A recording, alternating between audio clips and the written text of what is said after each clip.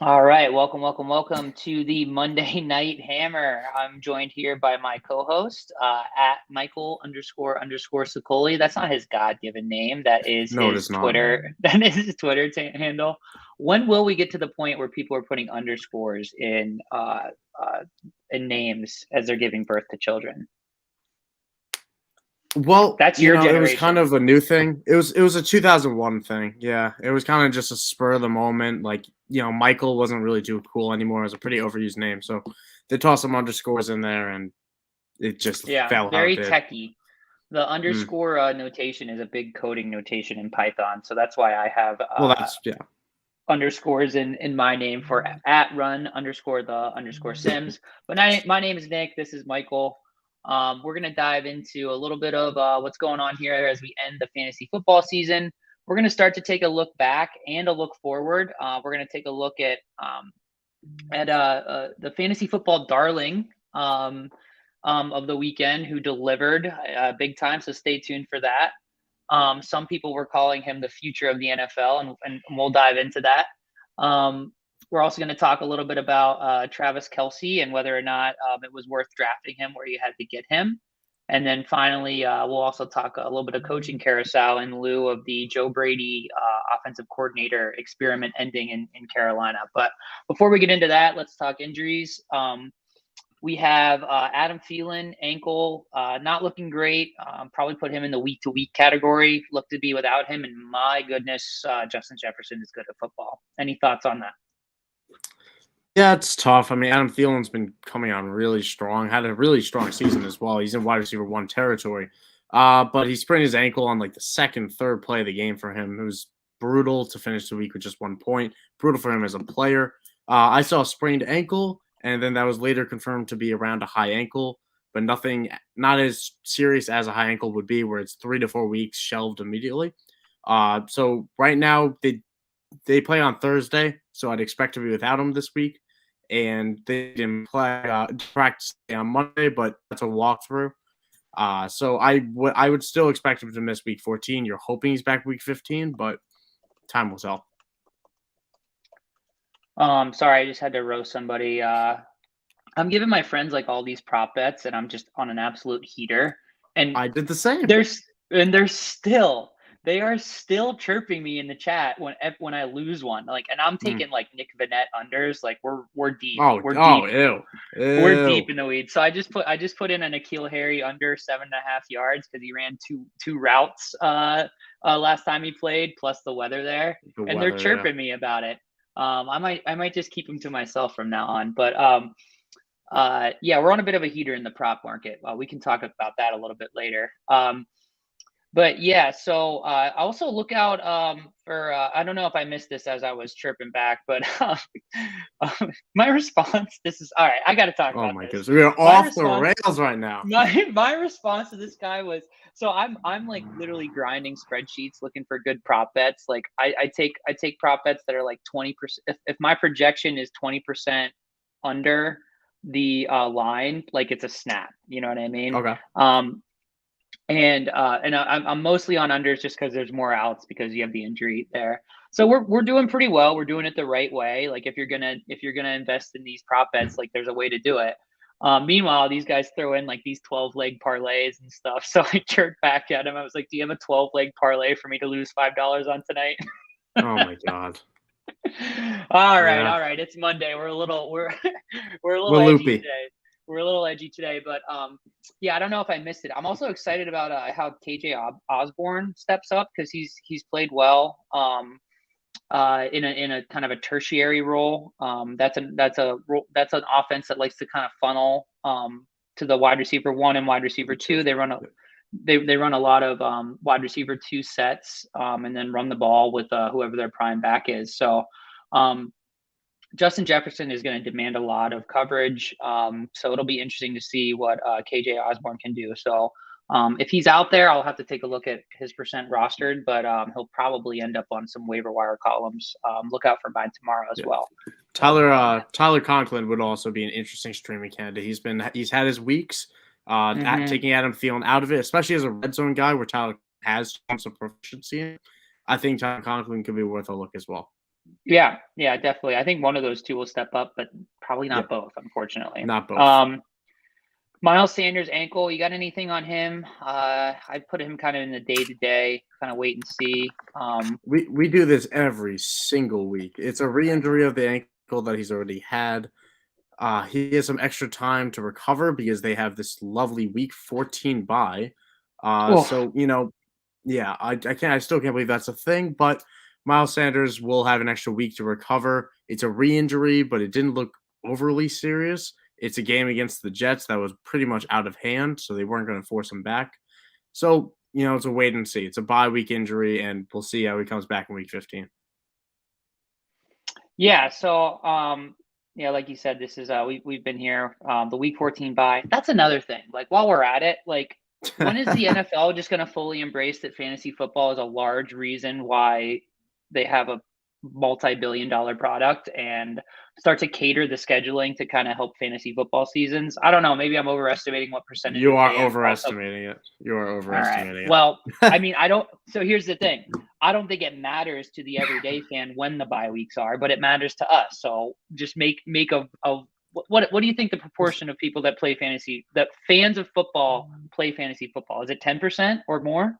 It's definitely more than 10%, and I'm sure it's growing as well. But like my argument for a week 14 bye being terrible is not fantasy football. It's for these players Yeah, that's true too. playing 13 straight weeks of football is a obscene ask. That is unfair. It's the same level of giving a week 4 bye, a week 5 bye even. Like I understand that we had that week 8 when we had like 8 teams on bye and it was no fun for anybody. But if that's what it takes to keep teams more healthy, I mean, 13 weeks of football is a lot to ask. And I mean, Miles Sanders needs this bye week. Yeah, yeah. There's got to be some other creative ways to do it. Either just have one team on bye each week, or two teams on bye each week, rotate through them, or just like say, all right, week 8, we're taking a week off, right? All the players go on Dancing with the Stars for a weekend. How about that? Yeah, why Everyone not? gets a week off. But They all go on boat trips. we don't. That's above our pay grade, honestly. Logan Thomas, I put sad face down for his knee injury out for the year because he's been a pretty talented player in a good role, but not so fast, my friend. Lee Corso. It is. What's going on? It is not that fast because this is one of those incredibly rare things where we get the report right after where it's feared to be torn ACL, and we always the MRI always confirms it. But this time, which never happens, the MRI confirmed that it was not a torn ACL. Now, it's still most likely damage to the MCL, so it's still going to be out for some weeks, but he avoided a torn ACL, which, as we all know, is a much more serious thing. So maybe he comes back. We're still waiting on more information about that. All we know is that it's not a torn ACL like it was initially feared. And we also have to acknowledge that that hit on his knee, I don't know if you've seen it, was a pretty dirty hit by Yannick Ngakoue, and that should be fined substantially. Yeah, can't do it. Can't do it. Speaking of like kind of dirty, and I'm all over the map today, boys and girls. Did you see Kyle Pickett, the college football player, fake the slide? Okay. I'm glad you brought this up. I'm not okay either. I don't understand people who are. I got my roommate next door who is totally fine with it. And I'm sorry. I'm all for rushing quarterbacks. I wouldn't even mind Kenny Pickett becoming a Steeler next year. But if you're allowed to fake a slide, you are opening yourself up to get speared the next play. And then the defensive player is going to get flagged, thrown out of the game for it. It's not really fair. It's going to have to be adjusted in some way. You can't fake slide. Yeah, I mean, I'll say this. Don't hate the player, hate the game. He's the first I've seen do that. You have to come out. You have to come out and say from here on out, like it has to be quick. Like this happens in video games. When someone finds a way to exploit the rule or exploit how, like you have to like kind of you have to rein that in. So, I mean, I think they just need to redefine what giving yourself up is. It was a clear indication that he was giving himself up. He just didn't go to the ground. So that's my look on it. I think next they'll amend the rule. I think a lot of coaches are like going out there and saying, do not do that because you're going to get yourself hurt. Yeah, because defenses will put a third string safety in there and just to take someone's head off. Yeah, Like I mean, you have to play to the whistle at that point. If all of a sudden that's on the table where you're not gonna go down when it looks like you're going down, the defense has to play through it. All of a sudden they're launching themselves, and you're actually gonna go down, and then you're getting hit right on the chin, and that's no fun. yeah, yeah. All right, back to our regular scheduled programming. Um, Kenyon Drake out for the year. He was actually on a plane to Alabama today to get ankle surgery. That's a tough one. That's a tough one for the zero RB truthers out there. Believe it or not, Kenyon Drake was really getting me through some weeks here. Couple spike weeks, but those 7 to 8 points he would get me each week were just enough. Corey Davis, it says ankle here. I'm looking at he's having like a core injury surgery. He's done for the year. Elijah Moore to the moon. Ronald Jones illness. Yeah. Oh, so tell me more about Corey Davis, Elijah Moore situation. Well, I mean, there's a real impact to Corey Davis, who's been on and off the field, but Corey Davis, I'm still interested in him for next year. He might be an interesting buy low over the offseason. This is somebody who is a talented player who started off the year strong, just couldn't really get it going when Zach Wilson was really in a rut and the offense was in a rut as a whole. But Elijah Moore has commanded, I believe, a 30% target share over the last 3 weeks, in each game. So Elijah Moore is someone I think is close to a lock, not a lock-in, someone who can play in your fantasy playoffs because Elijah Moore has been fantastic. Yeah, definitely. He's I think he's like wide receiver 4 or 5 over the last few weeks. Again, some of those weeks are buoyed by incredible efficiency on low volume, but he's getting the volume now, so that's more signal than noise. We got Ronald Jones. I don't care. Moving on. Mike Glennon. I don't care. Moving on. We're going to see Jake Fromm for the New York Giants. Again, I don't care. Moving on. Elijah Mitchell, concussion protocol. This guy is just a beautiful disaster. Banged up every week and just absolutely smashes. Hopefully he can clear protocol for some of my teams. Just a baller. Kyle Shanahan is in love with him. I'm still throwing up from you mentioning Jake Fromm's name on this show, even though I know we need to mention him with a Mike Glennon injury and Daniel Jones most likely to be out, which means Jake Fromm will most likely make the start from the practice squad. Not interested at all. Play the defense against him. He's not good. I haven't forgotten the text messages. People don't forget Jake Fromm. I've tried. I really have. But though I think the last illness or injury that we have right here is Keenan Allen, who tested positive for COVID today. I believe 11 people tested positive across the league today, and they were all positive cases. They weren't close contacts. So this means that Keenan Allen's going to be a little bit up against the grain. It could be a false positive. That's always possible. But if this is positive, if he's showing symptoms, there's a very good chance that he's out for this Sunday. It's something you have to watch for. If he is out, that means that Mike Williams is a locked-in play. It means that you can potentially stream Jared Cook, but I wouldn't try to. And I think that if you want to play a DFS dart throw, I think it would be Jalen Guyton. I believe you could make an argument for Josh Palmer, but Josh Palmer is more of a Mike Williams replacement than Keenan Allen replacement. Yeah. More targets for Austin Eckler as well. More targets for Austin Eckler for sure. Keenan Allen is vaccinated. I don't know if you mentioned that, but so it is a little bit more of a possibility that he's able to see the field this week, as opposed to Amari Cooper, who not vaccinated, still showing symptoms because that's science, and he's not really trending in the right direction for this week even. So if you need any more motivation about vaccines and whether they work or not, there you go, living proof. Really hitting all the hits. Shout out to my Christmas tree, by the way, which is way too big for my apartment. There it is. Hey, no thing Christmas tree that's too big. I don't know what you're even talking about. Just able to squeeze the bow in on top, so we're doing all right. Okay, back. Bow on top and not a star. Well, hold on. A bow on top and not a star. That's interesting. Listen, man, this is the first Christmas tree I've actually bought. And so we're dealing with hand-me-down decorations. We'll work on a star. Honestly, I think a star is a bit cliche. Your thoughts? Cliche? Oh my goodness! I'm sorry. There's a difference between cliche and tradition, Nick. Tradition is so much more important than a cliche. Just because we did it for a while, just because we like it, just because it looks fantastic.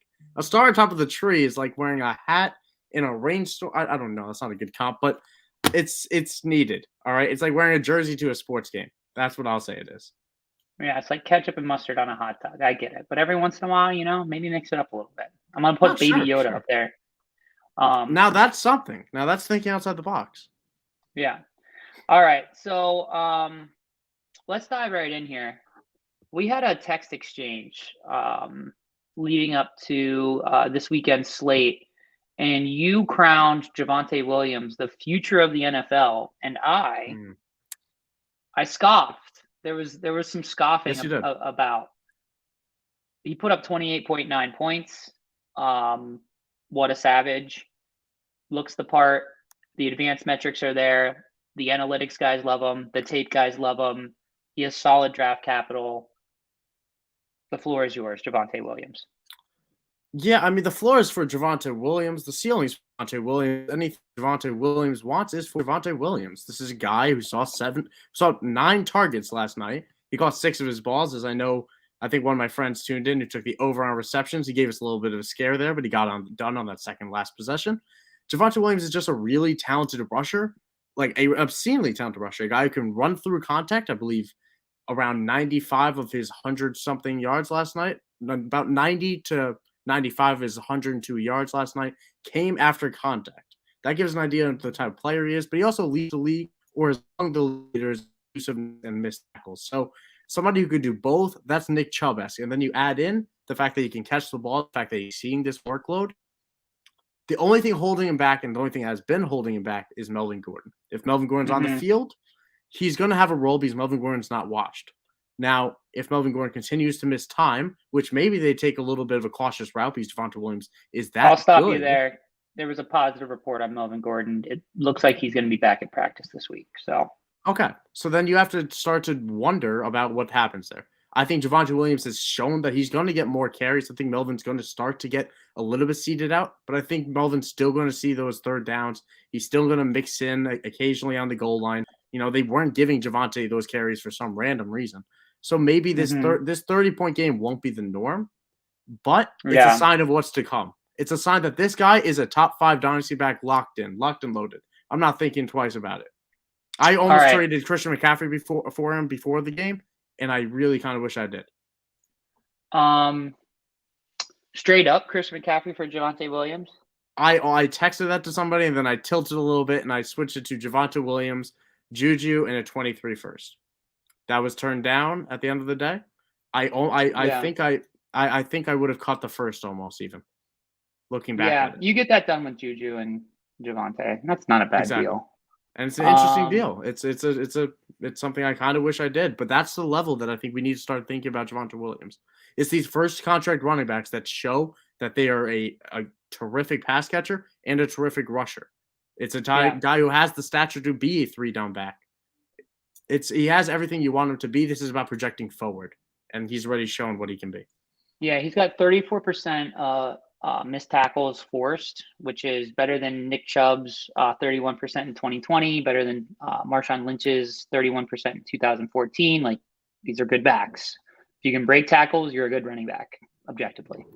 So, yeah, really excited about Javonte Williams. I mean, I tried moving DeAndre Swift, I'm probably putting ahead of him if healthy, just because he's got that path. He's basically a wide receiver. He's that wide receiver, running back hybrid type. I don't know that Javonte Williams will ever push for that type of target volume, although last night he did get a ton of targets. He just didn't really show it in college like Swift did. Javonte Williams also, like I said, Melvin Gordon's there, and they're last in the division. I don't think you put extra miles on Javonte Williams' tires when you likely get a better quarterback situation next year, and you're very much a Super Bowl contender if Aaron Rodgers is in Denver next year. There's a quick side to this, and we'll move on so we don't harbor on one person too long. But Javonte Williams is also on a team where their coach is on the hot seat. Vic Fangio is coaching for his job here. He's not necessarily coaching he's coaching to win. He's coaching for his job. The future is not on Vic Fangio's mind right now. This man wants to stay on this roster. Dude, what a segue, because we're about to talk coaching carousel. So, Vic Fangio, tell me a little bit more. Why have you been hearing anything? Are there any rumblings of Vic Fangio, or is it just bad team and a coach that's not really pushing the envelope in terms of innovation? Or can he blame Teddy Bridgewater? I think he can do all of the above. I think this is a talented Broncos team. This is a team that I thought could be superseding expectations. And they started off strong, have really kind of faltered. Teddy Bridgewater showed that he is what we think he is. He's a game manager. It's nothing that he needs a. I just he's not the answer. He's not going to get done. Yeah. But Vic Fangio is a defensive-minded coach, and we have seen that those coaches tend not to stick around anymore. They don't want that. And when we're seeing a QB change, we're going to see a QB change in Denver, whether it's Aaron Rodgers, a rookie, or someone else that we don't even know. Ryan Fitzpatrick, why not? When It's we not see going to an be a offense, rookie. yeah. Well, when we end up seeing a new signal caller, it can also really coincide with the new head coach. We also have a new GM that just came in last year. He might want to bring in his own guy. I think that's very possible. I think this Broncos team has a lot to like, and I think Vic Fangio is going to be the fall guy. That is kind of the necessary sacrifice to get it to where it needs to be. Yeah. We're going to talk about something here in a minute. We're going to table Denver for a second. We're going to talk about something here in a second. Another coach that got fired, which a bit surprising to me because, I mean, we love Joe Brady as an offensive coordinator. Yeah. You know why we love Joe Brady as an offensive coordinator? Because the man chucks the rock. He dials up pass play after pass play after pass play. Problem is, he's been working with Sam Darnold and Cam Newton, which after further review, neither are very good. So it's surprising to me that Joe Brady got fired. Not surprising after I got a little bit of context. Matt Rule, reports came out that he wanted to rush the ball 30 to 33 times a game. I don't think Matt Rule is dumb for doing that, which a lot of coaches I think would be dumb for kind of pushing to run the ball more because objectively, passing the ball is more efficient than running the ball over a large sample. But when you have Cam Newton at quarterback, when you have Sam Darnold at quarterback, running the ball is probably the right move. And for whatever reason, Joe Brady would not adjust. I don't know that Joe Brady has it in him to adjust in that direction, coming from the spread offense college ranks. I hope he gets another shot with someone. I'd love to see Joe Brady in an offense with a solid quarterback and good weapons. I don't know that his NFL coaching days are over unless he gets a really solid job in college. What do you think about Joe Brady? Were you surprised or no? The context does really help because it was honestly a little bit puzzling because this is, to me, when I first saw it, I thought just similar to what I just said about Fangio. I thought Joe Brady just took the fall because he has been working with like James or Christian McCaffrey. He's been working with all the quarterbacks you just said, none of which should be starting on an NFL team anymore. It's a Curtis Samuel who's gone now. Terrace Marshall, I don't think is that good, even though he's reunited with Joe Brady. Now, Terrace Marshall was a healthy scratch, by the way. Terrace Marshall is completely fallen from the picture right now. And I don't see any sign of that changing this season. I don't think it will. But this team is it's a good team that just hasn't really had it all together. And I don't think Joe Brady's to fault for that. But if he's not going to adjust behind the scenes, that's stuff we are not privy to. But it's important. There needs to be cohesion between a head coach and his offensive coordinator. Running the ball 30 times a game like Matt Rule wanted, it does actually kind of make sense to me. If we remember how this year started, this was a 3-0 team that was on the back of a great defense, honestly. That defense was playing lights out. And, controlling the clock works with that, where Sam Darnold's not asked to save the day. Where I think Joe Brady would have worked if Sam Darnold was capable of making that step. When he showed that he wasn't capable of making that step, Joe Brady needed to adjust back to what Matt Rule wanted to do. I think Matt Rule made the right call there, if that is how exactly it played out. It's crazy, man. But usually you don't see, because we had nothing and then boom, fired. Usually you see Matt Rule takes over play calling duties, Yep. Something you don't like see, that. Yeah. You don't see Sunday firings. That's the other thing as well. Yeah. It was a firing on Sunday after they tried to tell him on Saturday and they could not reach him. I don't know if you saw that either. They could not reach him on Saturday. I don't know what that means, which maybe lends credibility to the point where they're butting heads, they're not working well together. But fired on Sunday. I do think he'll get another shot somewhere, not as a coordinator right off the bat. He'll either get a good shot in college or he'll take a positional coach spot somewhere and work his way up. I think that's what I'd expect. It kind of times up really well with a lot of the college football head coaching carousel. He definitely there's definitely something in the works already for him going back to the college ranks for sure. For sure. Um, Absolutely. a couple other names I want to mention. Does Urban Meyer get another chance, or are they going to go in a different direction? I sure hope not. I mean, Urban Meyer has shown nothing to me that has like I've been waiting. I've been waiting week after week for one flash. Or at least a week of flashes for Trevor Lawrence, who is so talented, and I'm not changing my opinion of him at all. This is it's a bad team. He's not working with some great talent, but Urban Meyer has I need to see more out of Trevor Lawrence. I need Urban Meyer to give him a position because we should be seeing something out of Trevor Lawrence. We're seeing something out of Zach Wilson. We're seeing stuff out of Justin Fields. We're seeing stuff out of Mac Jones every week. Even Trey Lance had a highlight throw. It's been weeks since we've talked about Trevor Lawrence at all. He's averaging 13 points a game right now in fantasy. Yeah. It's not good enough by Urban Meyer. He shouldn't get a shot. I think he still will, but he should not. I'm going to say two things. I'm going to say on one hand, I'm worried about Trevor Lawrence. On the other hand, buy him in Dynasty. So there's that. Oh, I would. Yeah, if you can buy him, which I don't know if you can, you might be able to. He's been that bad and that disappointing, and owners will start to panic over 13 weeks of that. But I mean, I'm so confident that Trevor Lawrence is going to be fine. It's just it's a matter of time. It's just a matter of when he gets the right pairing, when he gets weapons. I got one for you. It's going to be a very interesting offseason in Jacksonville. What do you got for me? Straight up, Javonte Williams for Trevor Lawrence in Dynasty. Superflex. Superflex, obviously. Oh man. What a world. All I'll say is what a world we're living in right now. Oh, you can't do that to me. Man, I think I would take I want to say Javonte Williams so bad. My brain's telling me Trevor Lawrence. Yeah, that's the right move. Longer career, probably a higher ceiling. Quarterback is supply and demand. Like we're going to cycle through probably three sets of 3-year careers of running backs, and Trevor Lawrence should still probably be playing in the NFL at a high level. So, and I think that gives you a very clear idea on how much we view Trevor Lawrence as a buy right now. Yeah. Of which I wouldn't send Javonte Williams for him because you don't have to send Javonte Williams for him. I think no, you can get away with a little something less than that. Exactly.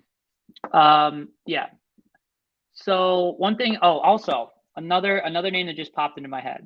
I think we will get into a situation this offseason where Russell Wilson says it's me or it's Pete. That's I'm very confident about that. Honestly, I think we've seen. I don't know what's going on with Seattle. I'm a known Russ doubter because I just don't think. I think he's incredibly overrated, to be completely honest. Oh my goodness! He has 10.5-inch hands. You know what that does for your deep ball? All I know is that I'm watching him stink it up every week with his same top two weapons, with a same mediocre line that he's always had, if not better than what he's had in the past. I don't know what the answer is for it, but he looked worse than Geno Smith, and he has continued to look worse than Geno Smith. And he's still hurt. Listen, if that's the answer, I'm sure every single year we get that line after the season of, I was actually playing through a torn ACL, But yeah, it's. I'm sure something's going to come out about it. I do agree that Russell Wilson or Pete Carroll will not be on this roster, and I tend to lean that it's Russell Wilson who won't be on this team. Yeah. Okay. I don't know where he ends up. I don't have an answer for that. Pete Carroll's old, though, man. He's old. Pete Carroll is old. I don't think he's young in spirit. That man's not retiring yet. Yeah, you're right. He's like, I mean, everyone has that one uncle that's just like, dude, just chill out. Like, we get it, dude. You're in good shape, and you're like 900 years old. We get it.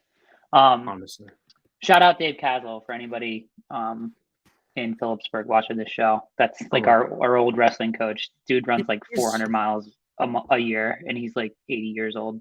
Pete Carroll's legitimately 70 years old, by the way. I don't know if you. Yeah. He's legitimately 70 years old. Yeah. Good for him.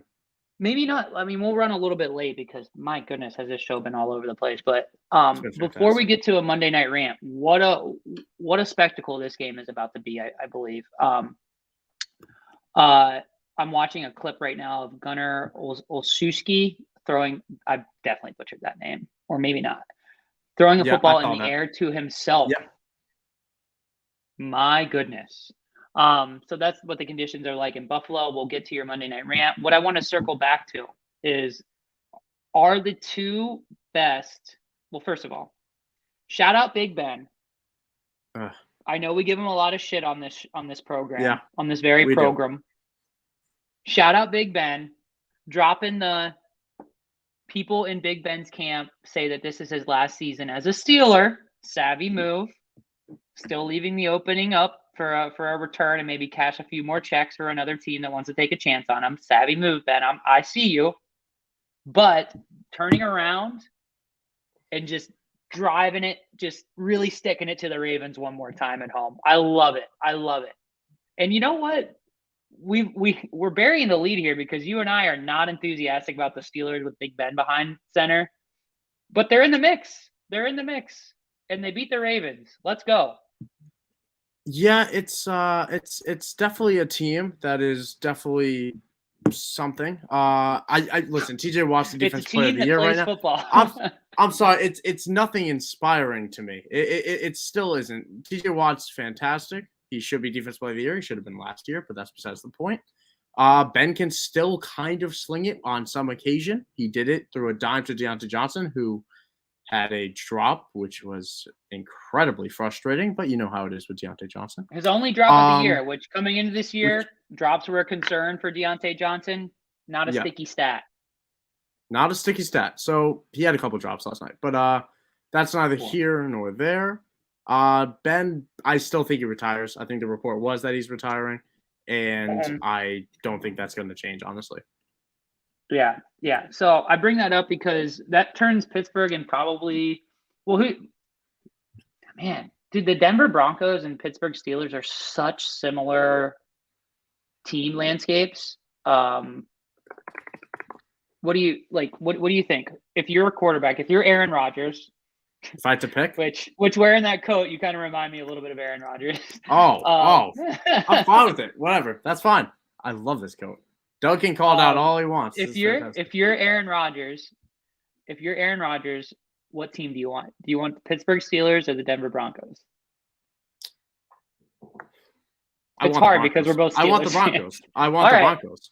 Like I'm objective about this. I think Courtland Sutton. I was actually having this argument the other day with somebody. Courtland Sutton is a buy for me right now. I think he's exactly the two receivers thrive on this team with the QB. I think Courtland Sutton is going to be very good when he has a QB, which I think Denver will figure it out. And Jerry Jeudy's going to be fantastic. And Noah Fant's still there. Albert O's not bad. We just talked about Javonte Williams. That's not to talk about Tim Patrick. This is the Broncos have a good lineup. They have a pretty dang good defense as well.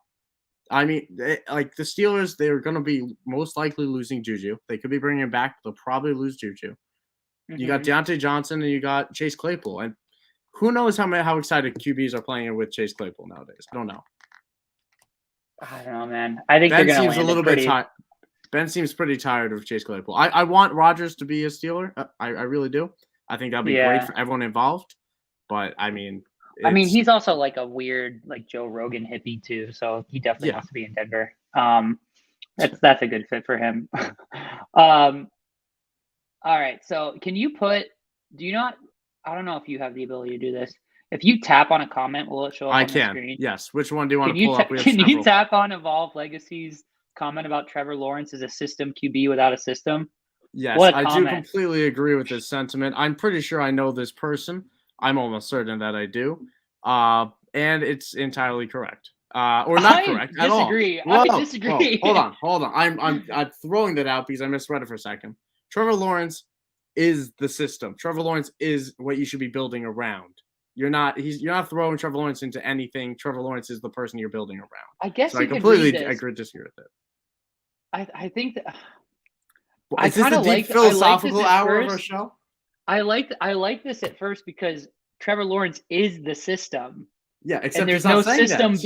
There's no system being built around him. But is he saying he's a system QB? We're pulling it off. Pull it off. We're pulling it off. I liked it though. I like the moxie. We'll also flash that. I completely agree with that. And we'll also show this. Yes, he is. That is All entirely right. All true, right. Come except into the he is a chat, backup on the folks. Jags. He Come is in on the the Jags. chat, folks. Yes, We the chat is will always a fun place for you guys to we interact will with us. We'll always work with it we will agree with your comment and then walk it back and and throw it out. vehemently disagree. Yep. But yeah, thanks Evolve Legacy for those words of wisdom. We appreciate you watching.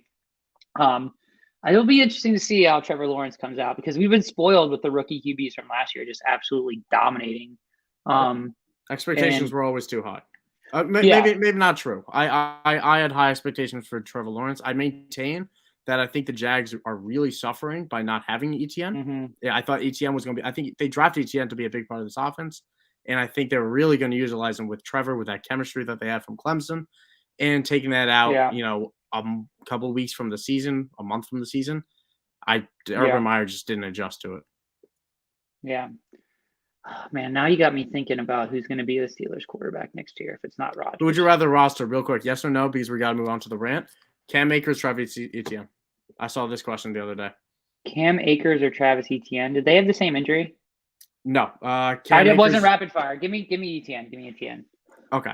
For context, Etienne tore his ACL in August, I believe. Cam Akers tore his Achilles in June or July. I don't remember exactly. Achilles is harder to come back from. Yes, it is. Doesn't have a good track record. Yeah. We've never had someone as young and as explosive as Cam Akers have that injury, though, so we'll see. Yeah. We'll see. Also, modern medicine is advancing rapidly. Shout out to Moderna vaccine. Getting my booster on Thursday. Already got it. I should get that nice day off of work on Friday too. It was. I'd prepare yourself. It was a chilling experience with emphasis on the chills. Dude, my mom got it. No symptoms. What a savage. It's hit or miss. It's flipping the coin. She also got COVID and like literally for a full year now still is struggling with her taste and smell. So anyway, let's get to this rant. It's a blustery blizzard in Buffalo. What do you got for us? What do you need? What are you looking for? What's the rant? Well, the interesting thing is that normally I need something. I don't need anything from this game. All I need is some football because my matchups, they're all settled. But what I need is two extraordinary. I won't even say it. And in my one league, by the way, you remember that ESPN league where that I have all the points against and I have all the points for? Mm-hmm. I'm out of the playoffs on that. I dropped 190. I dropped 195 this week. I'm out of the playoffs. I have the most points in the league. It's so again. If you want to change, someone outscored you. No, I won with 195, but I'm still out of the playoffs. Yeah. So but back to the rant. I don't want to diminish on that because again, my weeks are settled. I'm unbiased here. I want football, and I'm expecting these things from tonight's game. This is a snowy, blizzardy, high wind game, and those high wind games mean one thing and one thing only. It means that you're going to be running the ball. Now, Buffalo has not shown that they could do that. The Patriots can. Now, what that can mean? It can mean a lot of things because Buffalo's defense has been beat. It got annihilated by Taylor, but it was pretty strong beforehand. They're without Tre'Davious White. So, what you're going to take from this? Damian Harris should have a good night. Ramondre Stevenson is a flex option that you should be honestly a little bit excited about. I think you can still play your Bills. I think Josh Allen is going to get it done on the ground a little bit more today. I think Diggs, you're obviously locking in. You can't bench Diggs. And Dawson Knox, I think, is still a solid play given the tight end landscape. And we're also on Monday night. You might not have options. I think I play Cole Beasley over Emmanuel Sanders. I think I have that pecking order. But, I mean, I'm not trying to play any of the New England options in the passing game. I think I found a tweet from 2015. Mac Jones said, "I have never seen snow." This is going to be a tough This is going to be a tough game. I think this is where the Patriots get bounced almost. I don't know if the Patriots are capable of getting bounced. The over/under dropped to 39. This is where I'm expecting Josh Allen to win this game handily. I think we see Mac Jones return to a rookie tonight, and that's kind of what I see. I think they're going to struggle. I think it's going to be an ugly game. I think it's going to be ugly in the sense of just like an ugly, a beautiful disaster. Like watching a car accident, like you can't look away. I think it'll be a fun night of football. I need, 6 points from Ramondre Stevenson, kind of a sweat. I think he's got it. So hopefully he gets that done. But yeah, we won't spend too much time because you said it all. I'll say one final note real quick because I know we're running so long this week. But Zach Moss is active this week after being a healthy scratch last week. I think they're activating him with a purpose. I think Zach Moss might be the guy to play this week. I'd still play Breida over him, but I think I'd play Zach Moss over Singletary. All right, Zach Moss in the captain slot and showdown slate. Oh, you heard it here first. God, you're gonna make me.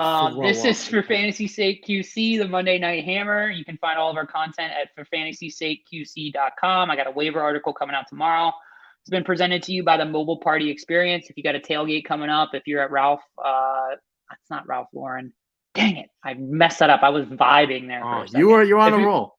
If you're in Buffalo and you needed a mobile party experience, hopefully they have something like the mobile party experience where they got porta potties, they got outdoor DJ setups, they got coolers, they got grills. I got the whole rundown while I was on the show yesterday about the mobile party experience. Make sure you hit them up if you need anything in the Quad Cities area. I'm Nick Garal. You can find me on Twitter at run_the_Sims. This is my good friend Michael Sicoli. You can find him at Michael__Sicoli. And we're taking one out here going into week 14, the last week of the regular season. Shout out Steelers. Shout out Big Ben. Have a good night, everybody. Enjoy the game. Good luck with your playoffs or playoff run.